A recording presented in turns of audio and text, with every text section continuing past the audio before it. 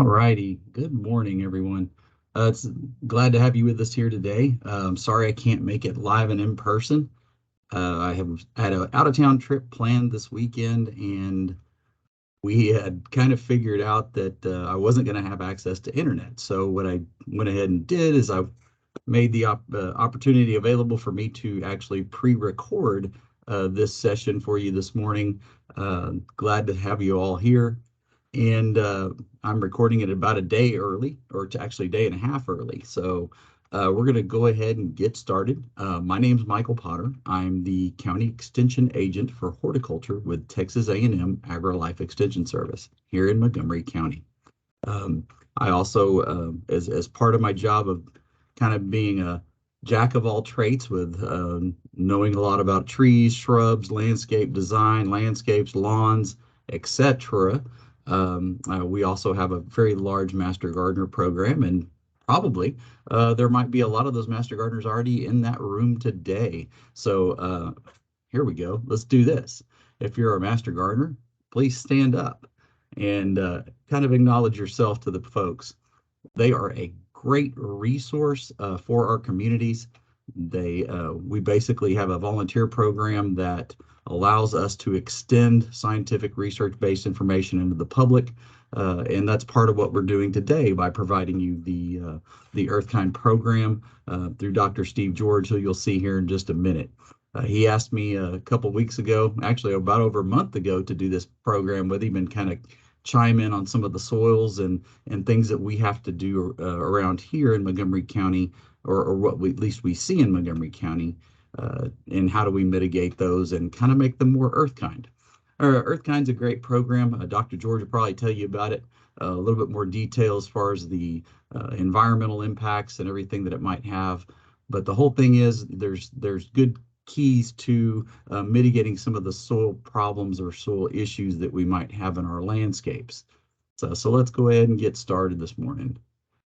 You know, we always want a beautiful, healthy plant, no matter, if it's vegetable gardens, no matter if it's our landscape plants or whatever it may be. So we have to really do some of the things necessary in order to prep ahead of time to do that. Really, the best thing that we can do, because it starts at the bottom, is having a healthy soil. One of the most healthy soils that we have is a forest floor. Debris, leaves, and organisms live there and break things down so it provides long-term nutrients and a good, well-drained, nutrient-rich soil. So we're just going to do a little small tidbit on the science and kind of the soil science highlights, just to kind of talk and help you understand what kind of soils you might have in your landscape or in your lawns, especially.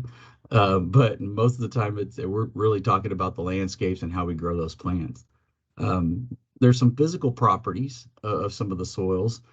We do have to remember that soils need oxygen. It's very important. If our soils are too saturated or too compacted, they just don't get the oxygen they need to thrive. Sometimes that's why our plants just don't do well. So sometimes that'll lead to plant death. And I think, we all saw that in the scenario of Hurricane Harvey, where, we had all that rain and we continuously had all that moisture. What ended up happening is that a lot of the oxygen was not in the soil where it needed to be. It was typically just water. So we ended up with plant roots rotting and dying and things of that nature. So then, of course, we can have extremes where we go into drought and such. So we really need to have pore space in our soils in order to allow the oxygen and good infiltration of water and good nutrients too. So there's different sizes of soil particles. We always talk about sand, silt, and clay. Sand is your largest portion or largest sizes of the soil tilth. And what'll happen is that if you have a very sandy soil, which we do have some sandy soils around the county, some sands are very fine and some are a little bit more coarse. Really fine sands tend to not, water won't really penetrate all that well. But some of the larger sands that we do have around the area, the water will penetrate quite well because it's got large pieces that come together rather than a whole bunch of small pieces. And then you have your silt, which is kind of in that what I was talking about, like very, very fine sand is really a silt. Sometimes we can have problems with those soils, like I said a minute ago. That's kind of your intermediate size. And then you have clay, which is the smallest of particles. So clay is one of those that actually a lot of people a lot of people don't like clay, but there's a lot of benefits to it as well. But mitigating it sometimes is the best thing we can do for a lot of the plants that we grow. And here you see Dr. Cogger, that extension soil specialist out of Washington State, said a typical clay particle, where the size of, if it were the size of a penny, a sand particle would be as large as a house. So it's our largest portion in soil component. So now we're going to talk a little bit about the characteristics of the three soil types that we do have. We do have sometimes where we have a mixture of types of soils. We kind of call that a sandy loam, or there's kind of a clay loam. So there's some crossover with some of these, kind of depending upon clay size and particle size that's there. Most of the time, your sandy particles are most numerous in the sandy soils. They're going to be very large particles. Water does not hold well in those soils. The only time it does have a little potential to hold, which can be a bad thing, is if you have a clay layer up underneath them, in the 8, 10, 12-inch range. Sometimes that happens, and what'll occur is that when moisture gets down to that clay level, the whole system backs up, and it's kind of like filling up the bottom of a bucket. It just starts to fill up as it becomes too saturated. Since clay soils are hard to get, it's much harder for water to get through those clay soils. So what happens is it reaches its moisture capacity, and that water system can back up. So we have to be careful with some of those things. But most of the time in our very sandy soil areas, it's real easy to work. It's very well aerated as far as having the oxygen, but sometimes the problem is your moisture and your nutrients. Your loam soils, it's kind of a nice balance of the sand, silt, and clay. It's kind of in the middle of the spectrum. It's, we always get sandy loams and things like that. Those are always a very good option when you're doing raised beds or gardens and of such that need very good drainage. They're always well aerated. They can be worked really easy. There's always a good amount of nutrients and moisture available from them. And it's really kind of the ideal soil type that we try to mimic in a sense. Clay soils, and you can actually do a kind of a home analysis. If you take like a pint jar of a pint mason jar, you can actually put some of your soil in there, and you can put water in there and shake it up and get it all broken up and really saturate it and shake it up for a while and stir it up and then put it on a counter. And sometimes you'll actually be able to see the 3 layers of your sand, silt, and clay. So it's kind of a home type deal test. However, that test is also available through the Texas A&M AgriLife soil testing in College Station. That can be if you need to get a soil test done, for any other means, or want to get that scientifically done through a laboratory. Soiltesting.tamu.edu is your website to go get soil test. So one of the biggest problems with clay soils is, and everybody always says that they hold too much water. It leads to some aeration problems as far as your oxygen. You can end up with real saturated soils that cause root rot. But the good thing is that it does hold water. Sometimes in those droughts, we can get through a drought because of the moisture that's held in that soil. But the downside to that is that sometimes it's very difficult to work as far as you tilling, and it's downright can be kind of like concrete sometimes. And then when it does dry out, it cracks heavily. I've actually seen down in South Texas in Corpus Christi area that out in the cotton fields and cornfields, you could probably lose a small child sometimes in there, even a soccer ball, just how the cracks kind of can come up during droughts. So They do hold large amounts of moisture and nutrients as far as the clay soils. Um, it is probably the most difficult soil to grow plants in. Now, there are plants that are widely, adapted to different areas. One of the other things that we kind of have to worry about, especially in our area with our clay soils, is nutrient availability. Some some clay soils have higher pH ranges, up above 7.8, into 8 and 8.2. I know this is very true for deep South Texas, where they have a very heavy Victoria clay series. Those clay soils down there run anywhere to 8.2, 8.4 average. And when you look at what a clay soil can do, or look at what a clay soil has as far as its ability to release nutrients to the plant, a lot of times we have nutrient problems with nitrogen and iron because of higher pHs in clay soils. Um, Being that I've been here for about 12, 13 years now, 12 years now, I very rarely see pH ranges in the 8 and 8.2s. It's very uncommon. Uh, So soil structure basically, is the arrangement of all those soil particles. We want to try to mimic the best possible soils we can. So, how do we do that? We have to look at things a little differently sometimes as far as, how those soils are arranged. They typically are in flat sheets, the very poor aeration issues, um, you know, just you get poor plant growth if things are not kind of in check. So the best thing to do uh, with clay soils is just to understand that they do have their benefits, but they also do have some downsides. And we'll get into more of how we mitigate at least having clay soils. And like I said, it's kind of a blessing and a curse in some cases. A lot of times the worst clay soils that we deal with are the red clay soils that are typically in new construction situations. Those are much more difficult to mitigate, just because the amount of clay that is in them. The Some of them are what they call select fill, which will have some sand in them, but a large amount is still the clay. And they also call those red clays iron ore. So there's a lot of organic acids and everything that are released, that decompose and bind particles that kind of makes kind of a thatch layer in a sense, or maybe a brush pile, kind of like the way it's described here. Um, and that those kind of things help as far as aeration of those clay soils. So having good organic matter is very, very important.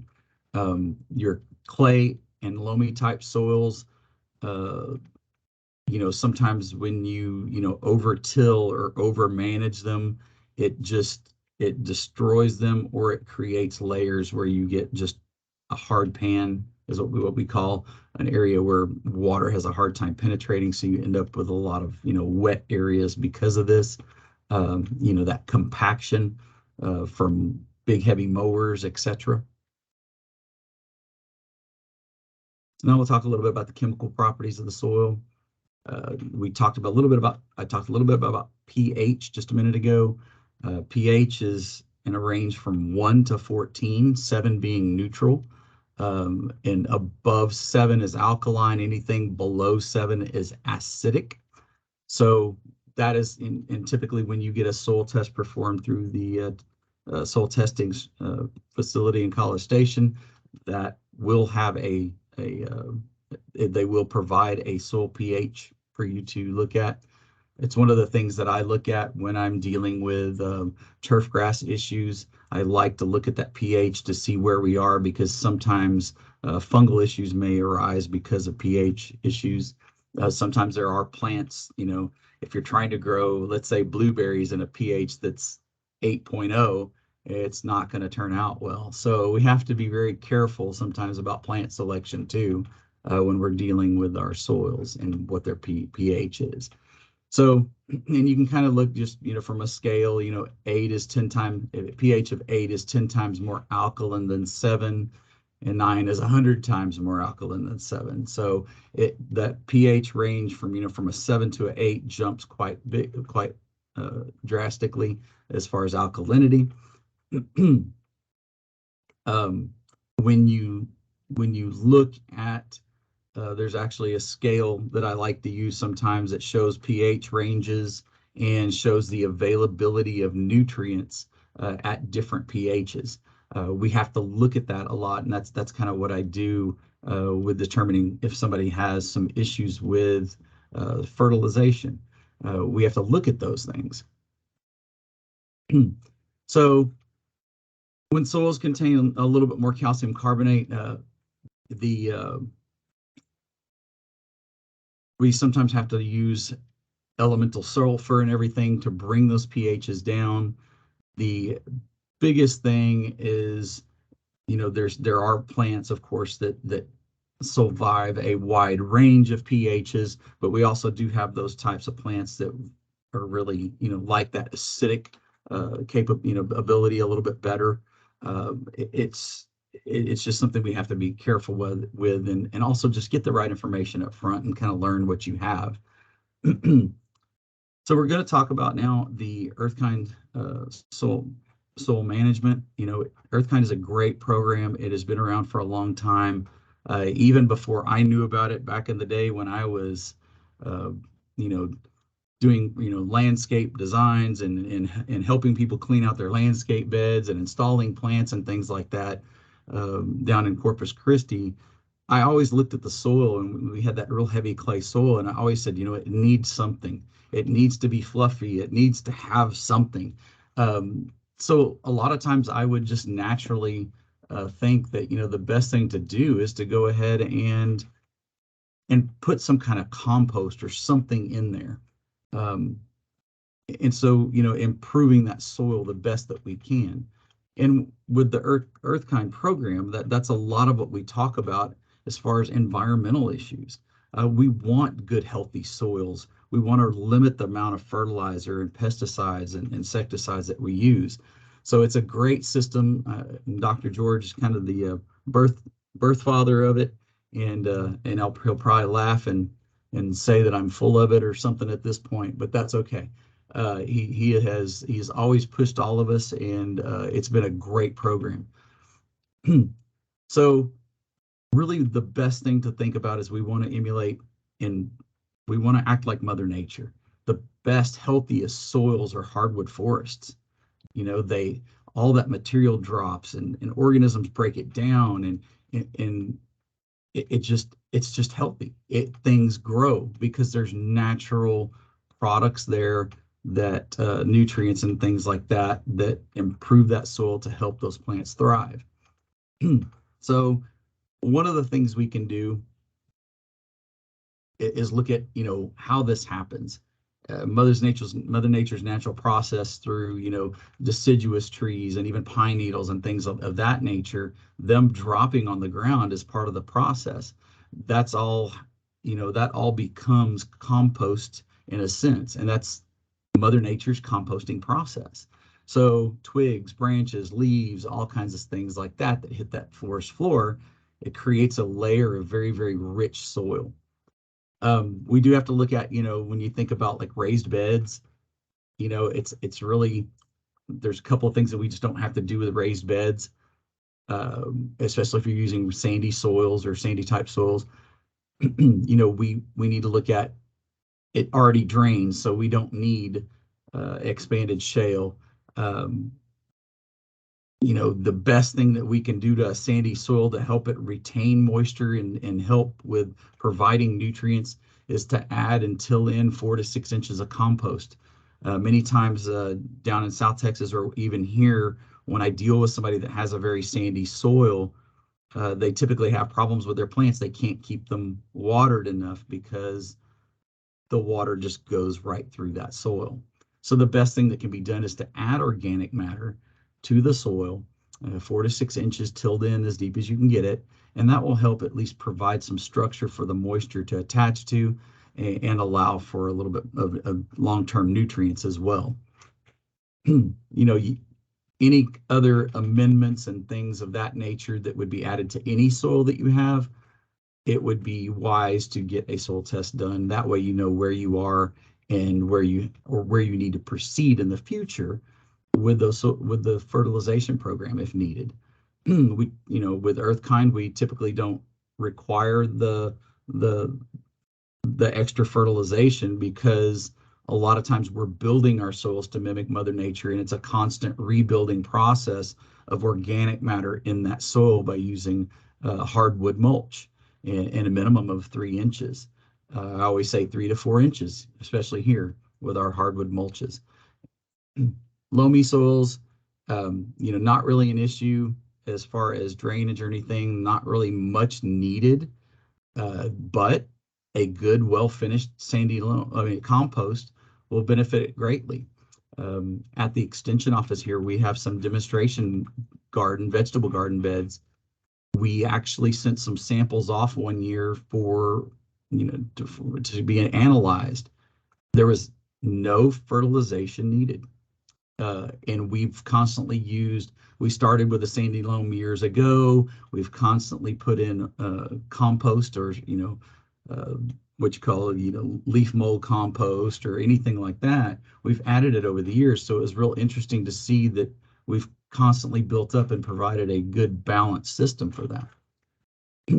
So the best thing to do still in any one of these soils is to provide that shredded hardwood mulch to allow for moisture retention. Clay soils, we kind of like to, when we get these clay soils, a lot of times water doesn't infiltrate real well into them, so we get a lot of runoff.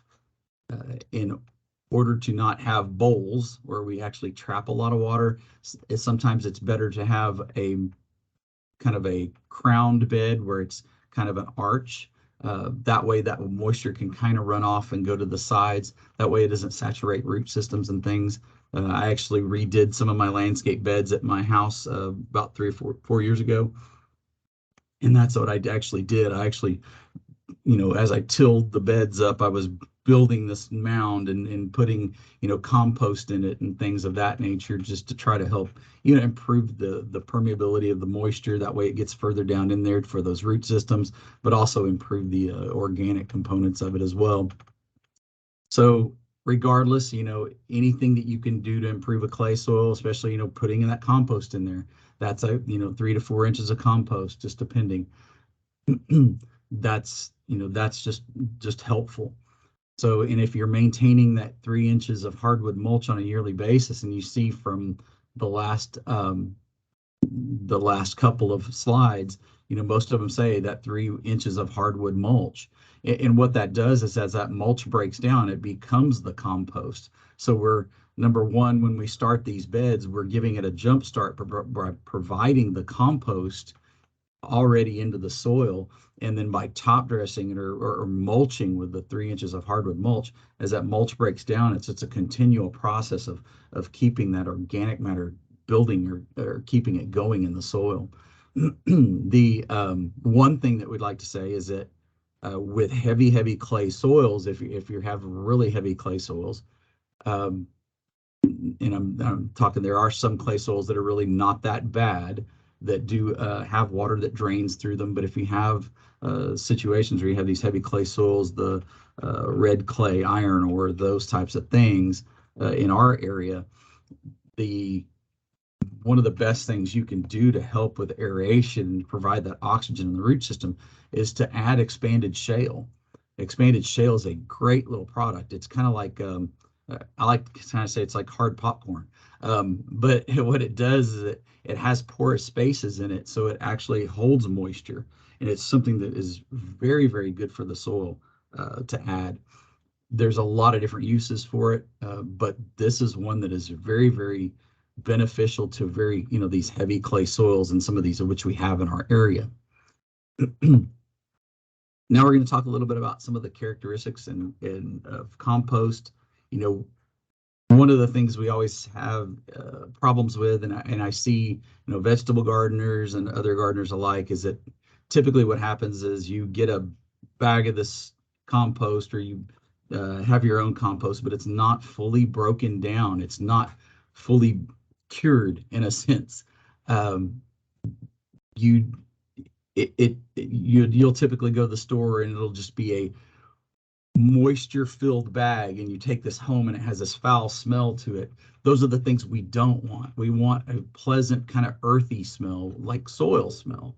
We want it to be dark brown, very dark brown or black in color.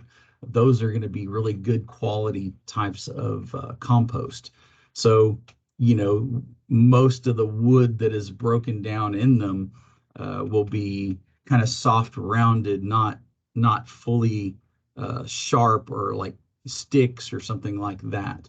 That's telling you that process has been not only composted well, but turned and maneuvered in order to break those pieces down a little bit, or at least to the extent that they're good organic matter.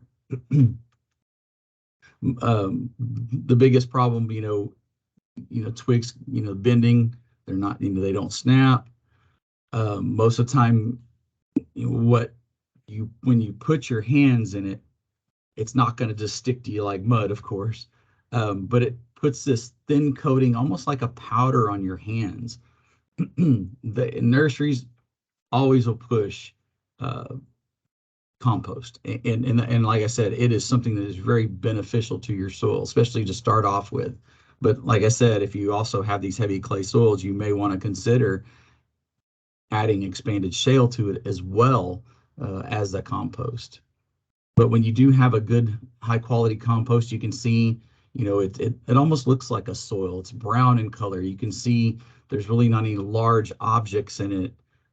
Sometimes we get mulch in our area that looks like soil. And so we'll talk about that here in a minute. But this compost, you can see the rounded edges on the bark that's in that picture.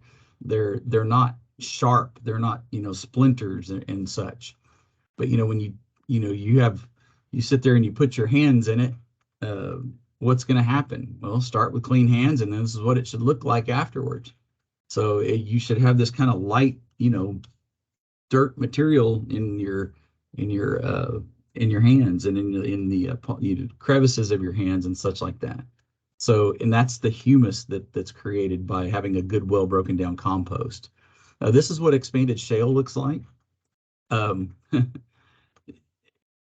These, and like I said, if you have these real sticky clay soils, that's where this is going to be most beneficial. That's where it adds porosity and allows oxygen into those soils.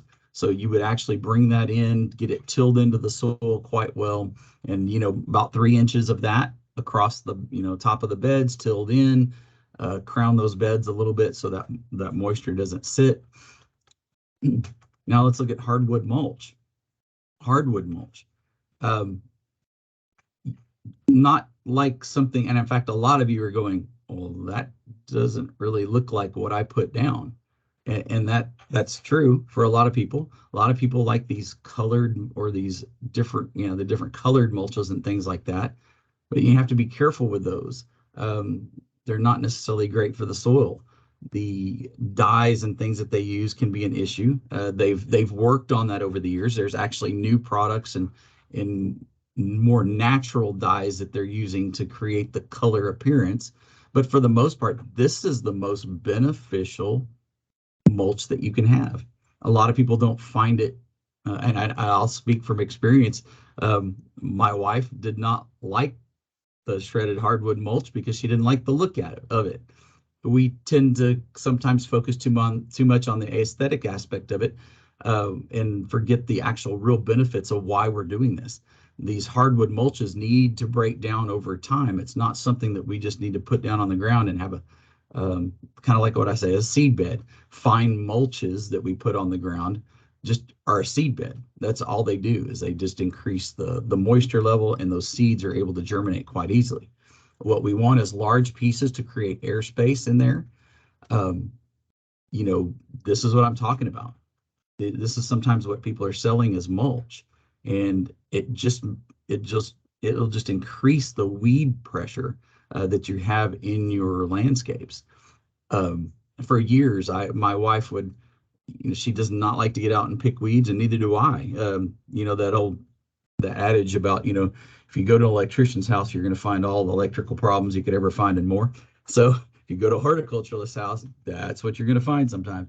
But for the most part, I've always liked larger pieces of mulch. In certain areas, there are city municipalities that take that grinded material and actually, put it out there and let the public come and get it and stuff like that. That was what we did down in Corpus Christi. For $10. I could fill up the back of my truck, and but different areas, different things. But for the most part, these are large pieces of wood. So the best thing about that is that it really kind of helps choke out those weeds. We would pick weeds out of my landscape maybe once, twice a year, maybe. Sometimes we wouldn't do it at all, just because we had a good thick mulch that was coarse enough to block out weeds from germinating and not allow them to get sunlight. Some of the times we get mulches that are put down that are still raw. They've not really composted, or they still have a lot of wet moisture in from being cut when they're green. They do need to kind of dry out, because when they dry out, it starts that composting process. But as you go through the mulch, if you're grabbing from the top, you should have these drier pieces, should have a little bit of moisture in it, but not too much, just depending. But as you move down, what you will see, especially in a 3 to 4 inch mulch, you will start to see the decomposition or the composting of this hardwood mulch as you move down. Once you get real close to the soil level, you will see that it's almost like that compost that we got in a bag. So that's the very big benefit of having these good hardwood mulches, 3 to 4 inches thick. Make sure, of course, they'll make sure you don't put it around the root flare of your plants or your trees. Don't do the volcanoes, and I hope y'all are seeing my hands. We don't want volcanoes around our trees, because that chokes trees.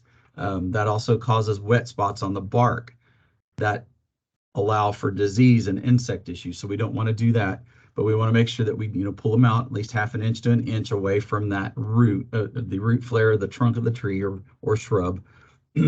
But it's a very beneficial process. That is a constant process that we're just regenerating the compost that we already put into that soil. So the hardwood mulch, it breaks down, it composts, it becomes humus, it goes down into the soil. And you can actually see, one of our professors at College Station was telling me about how he was working with his lawn, and he would put compost on his lawn every other year or so. And after about 5-6 years, he went out and dug into this almost red clay type soil, and you could see how the compost had changed the color of that red clay as it was moving down further down into the soil column. So sometimes we do need to add, just depending on the plants, we need to add a form of nitrogen just to keep the good, healthy green color or green appearance for some of our plants. We need to, the best types of nitrogen forms are slow release forms. And I say that both for landscape plants as well as lawns. It won't instigate or at least increase fungal type issues. And so we just want to make sure that when we're, selecting those types of products for nitrogen components, either, whatever it may be, that it is at least half of a slow release form. That means basically once you put it on the ground, 50% of that may release quickly. The other 50% will release very slowly into the ground as it, has moisture and such. But most of the things with EarthKind, this is going to be something that's added later. And that really just kind of depends on the plant and depends on the system.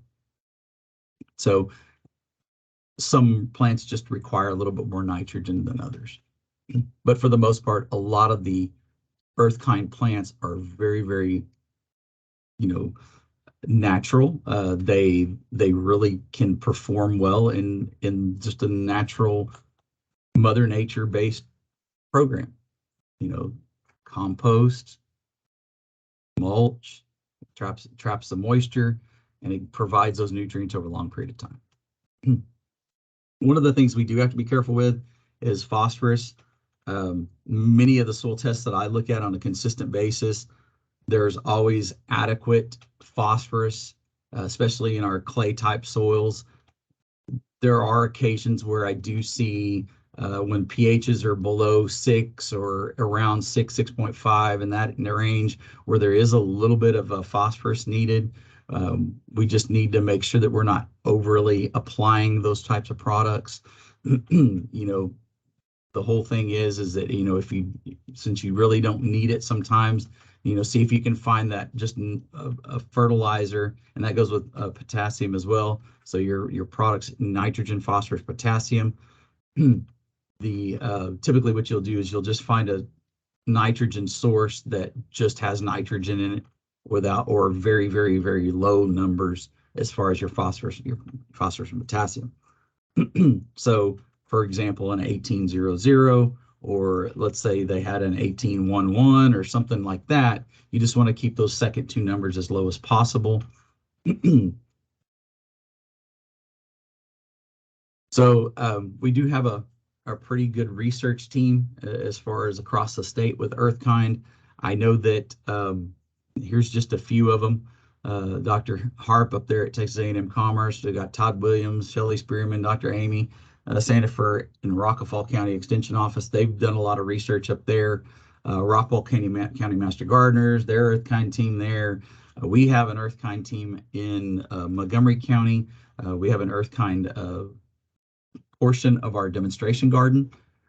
I know that we also had in fact, in Nueces County, we had one of the first big rose and floral EarthKind gardens down there. We had some 60-foot long beds that were raised, and we had all kinds of cool stuff in them. Just all kinds of neat EarthKind plants that are very, very hardy. And you're talking about areas that across the state where a lot of these plants, they'll thrive across the state. I know that there's been a lot of test plots and things that have been put out there, and it's amazing how some of these plants thrive to the extent that they grow beyond what they say they will grow. You know, Esperanza, that's, you know, one of those plants. When provided all the right material, the good soil, the drainage, and having the moisture the way it is, you know, they'll grow beyond what the maximum height is. The system is a very good natural system. Our EarthKind is an exceptional environmental system. Dr. Don Sloan does the environmental soil. He's an environmental soils researcher, does a lot of the expanded shale research, and Dr. Sam Fegley as well. Again, my name is Michael Potter. I'm the horticulture agent here in Montgomery County. You know, we have master gardeners there probably that you probably got exposed to in the beginning, or probably will get exposed to. We definitely we practice environmental conscious programs as much as we can. We like to sometimes passively, especially with some people who obsess about their landscapes, we try to passively give them EarthKind program protocols and everything, so they'll kind of get the hint that we do need to reduce a lot of the fertilization and insecticides and things of that nature, and herbicides in our landscapes. And just remember, you know, this is just about trying to replicate what Mother Nature provides. The healthiest soils that we have are in the hardwood forests. So when you need help or you have questions, you can definitely call our office at 936-539-7824. We have master gardeners that answer our phones here. I know that the Woodlands also has great resources, and thank you, Ann Hall, for doing this for me. And I'm sorry I had to do this as a recorded presentation. However, I'd found out at the last minute that where I was going, we weren't going to have any internet signal, so I kind of panicked. But luckily, I think this will suffice for the moment. But you can also, get to AgriLife publications online. If you ever want to do a search for EarthKind or anything, I'll just give you a little heads up. If you type earthkind.tamu, it will pull up those types of publications that are available out there. There's a lot more information than you think. So we do have that available through A&M AgriLife Extension. So again, thank you all. Thank you for being patient with me and allowing me to do this online. We are probably going to be traveling soon. So again, I appreciate it. And I thank you very much for allowing me to do this online. If you ever have any questions, please give us a call. Thank you.